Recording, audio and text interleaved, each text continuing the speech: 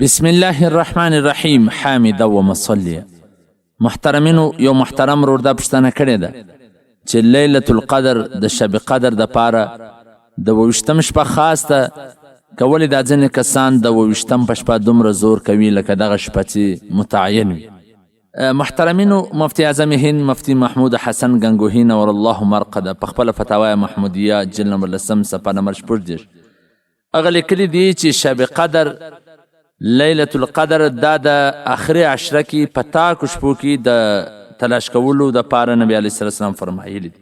مګر بیا هم ډیرو علما کرامو په قراین سره د 28 شپې ته ترجیح ورکړې ده چې غالب ګمان دا دی چې 28 شپه به وي، لیکن پر دې باندې یقین نه دی کول پکار، ځکه بیا د نور شپو نفي کیږي چې کوم نبی علیه السلام فرمایلی دي.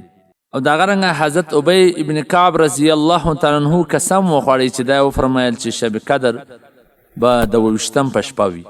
نو د ډیرو قراینو صدا معلومیږي چې دا به د 28 شپه وي، خو په 28 په شپه باندې هم عبادت کول پکار دي. دا غرنګه د نور تاک شپو باندې هم عبادت کول پکار دي، خو البته د دې لپاره د نوافلو څخه خاص طریقه نشته.